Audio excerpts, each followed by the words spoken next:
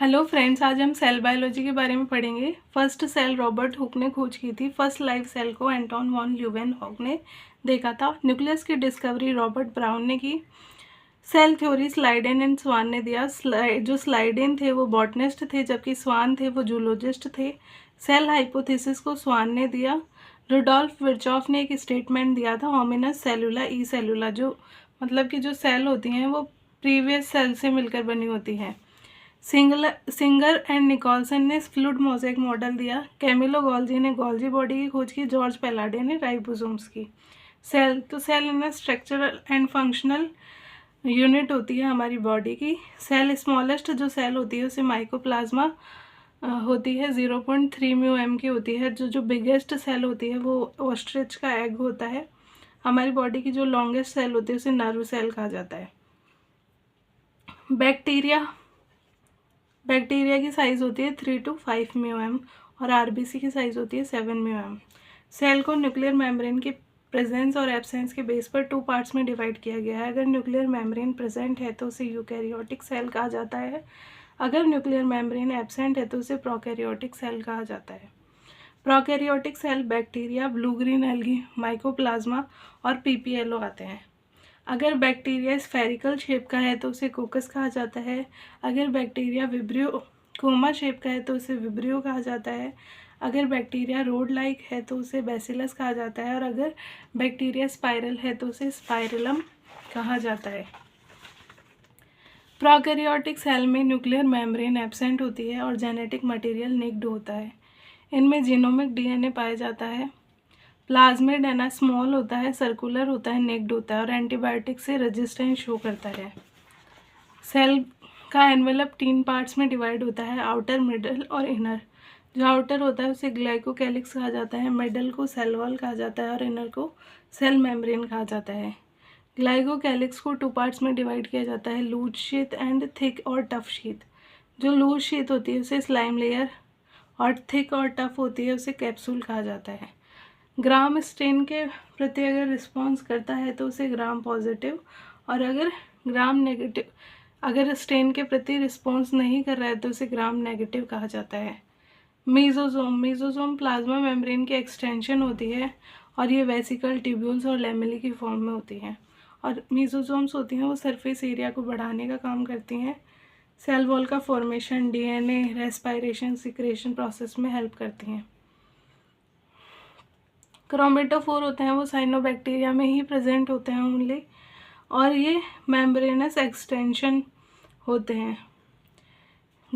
Gas vacuoles होते हैं ना, वो होते हैं ब्लू ग्रीन एल्गी में ब्लू ग्रीन बैक्टीरिया में पाए जाते हैं, पर्पल बैक्टीरिया में पाए जाते हैं, ग्रीन फोटोसिंथेटिक बैक्टीरिया में पाए जाते हैं।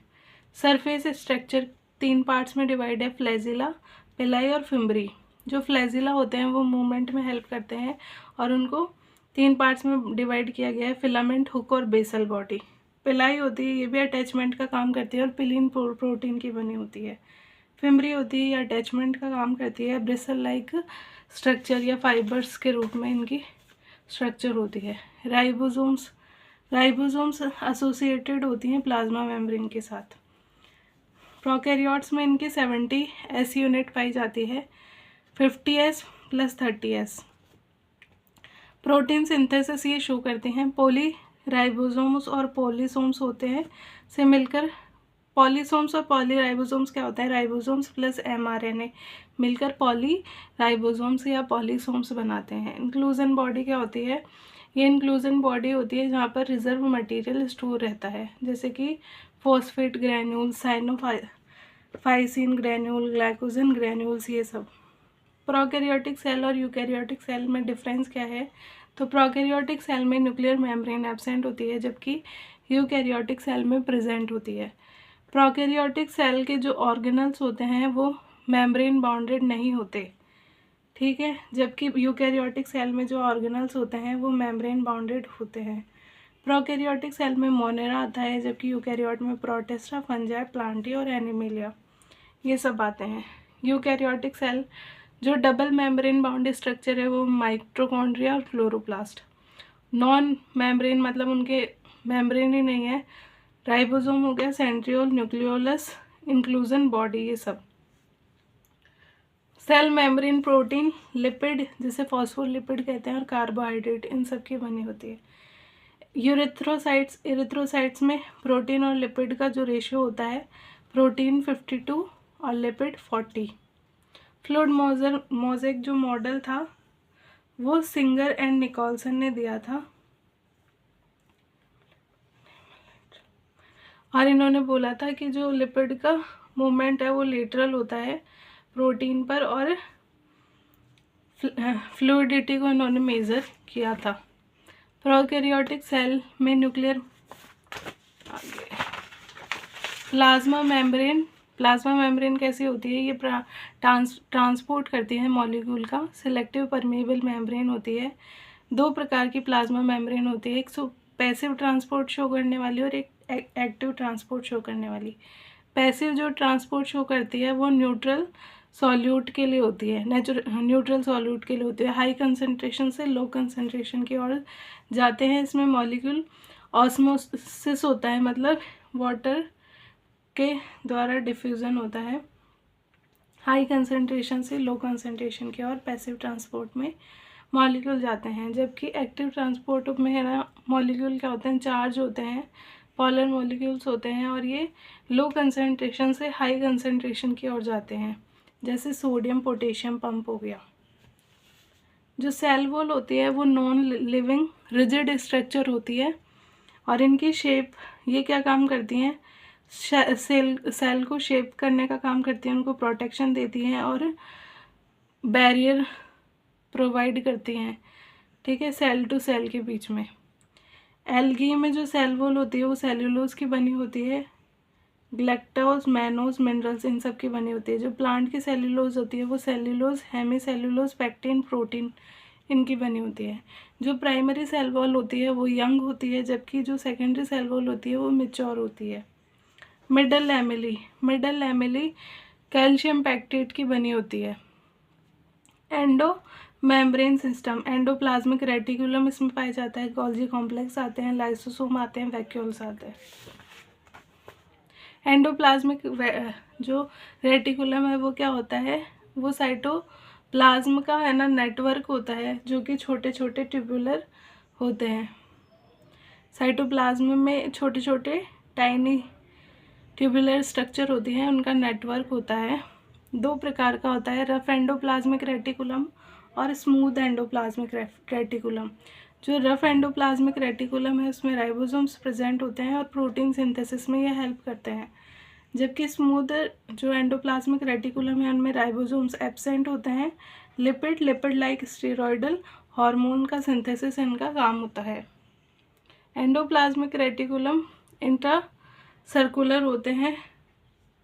इनसाइड एंडोप्लाज्मिक रेटिकुलम ल्यूमिनेंट और एक्स्ट्रा ल्यूमिनल साइटोप्लाज्म पाए जाते हैं। गोल्जी एपरेटस, तो जो गोल्जी एपरेटस होता है वो न्यूक्लियस के पास में होता है, फ्लैट होता है, डिस्क शेप्ड होता है, ठीक है, और ये क्या काम करता है, पैकेजिंग का काम करता है, और ग्लाइकोप्रोटीन और ग्लाइकोलिपिड की फॉर्मेशन साइट होती है ये, ठीक है। जैसे यहाँ से कोई मॉलिक्यूल आया, वो इसकी गोल्जी बॉडी की कॉन्वेक्स या फॉर्मिंग फेस में एंटर करेगा और फिर कॉनकेव ट्रांसफर या मैच्योरिंग फेस से निकलेगा, तो वो पैक होकर पैकेजिंग उसकी हो जाएगी।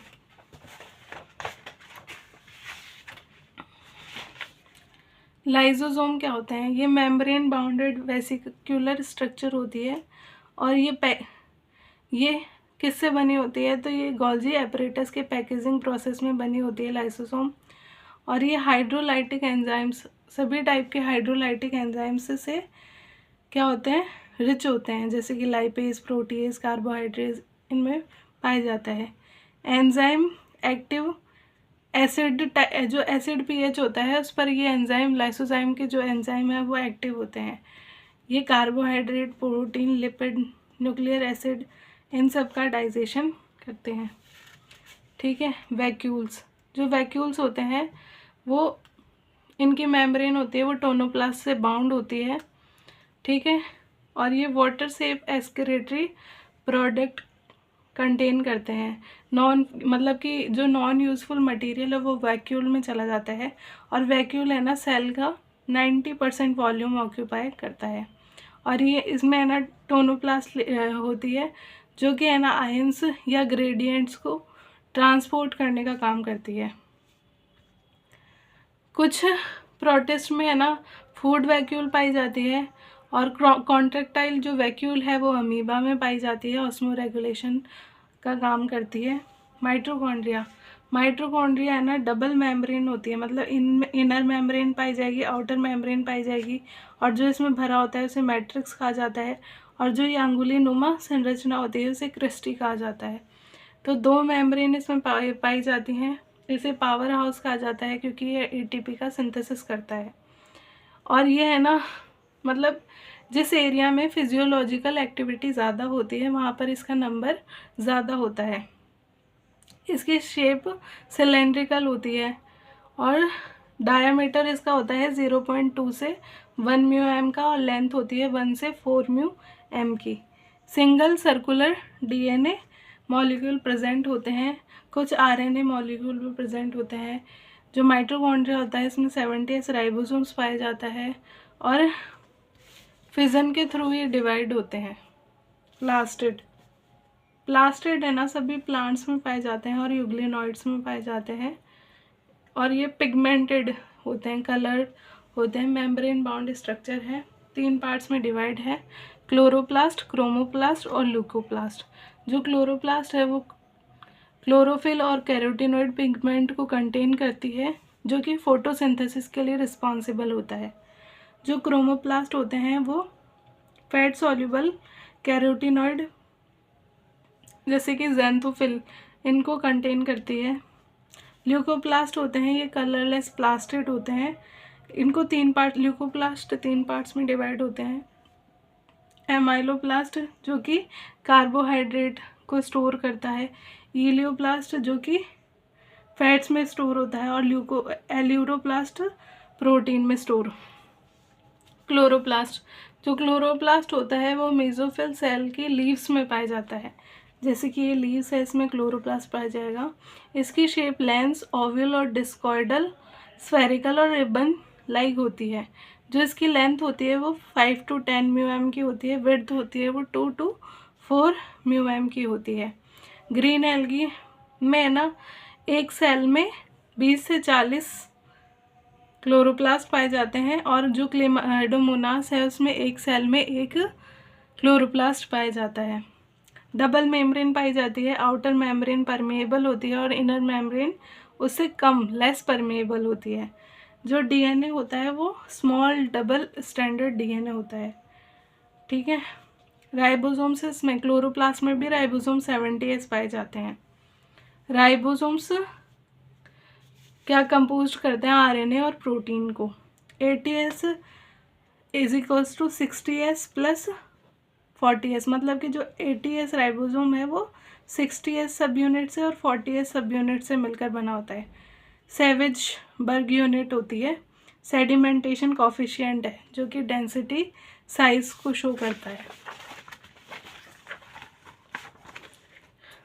साइटोस्केलेटन क्या होता है, ये फिलामेंटस प्रोटीनियस स्ट्रक्चर होती है जो कि माइक्रोट्यूब्यूल, माइक्रोफिलामेंट, इंटरमीडिएट फिलामेंट का एक साइटोप्लाज्म में नेटवर्क होता है। इनका काम होता है मैकेनिकल सपोर्ट प्रोवाइड करवाना और शेप मेंटेन रखना, मोटिलिटी को बढ़ाना। सीलिया और फ्लैजिला ये हेयर लाइक आउटग्रोथ होती हैं, सेल मेम्ब्रेन की आउटग्रोथ है सीलिया और फ्लैजिला। सीलिया मूवमेंट करती हैं सराउंडिंग द फ्लूइड, और flagella longer than cilia cell movement का काम भी ये करते हैं, और फ्लैजिला सीलिया से लंबे होते हैं, और ये बैक्टीरियल फ्लैजिला स्ट्रक्चर डिफरेंट होती है। सीलियम और flagella contractile like structure called basal body, जो इनमें कॉन्ट्रैक्टाइल लाइक स्ट्रक्चर पाई जाती है उसे बेसल बॉडी कहा जाता है। सेंट्रियोसोम तो 2 हो गए, 2 अगर सेंट्रियोसोम मिलकर बना रहे हैं तो उसे सेंट्रियोल कहा जाता है। इनमें 9 फिम्बरी पाई जाती है, एक ईच फिम्बरी में ट्रिपलेट होता है, ठीक है। और ये बेसल बॉडी ऑफ सीलिया और फ्लैजिला में पाए जाते हैं स्पिंडल फाइबर होते हैं। न्यूक्लियस होता है इसमें डबल जो सेल का न्यूक्लियस होता है वो डबल मेम्ब्रेन होता है। आउटर मेम्ब्रेन, इनर मेम्ब्रेन इसमें पाई जाती है। क्रोमेटिन पाया जाता है, ठीक है। न्यूक्लियोलस पाया जाता है, न्यूक्लियोप्लाज्म पाया जाता है।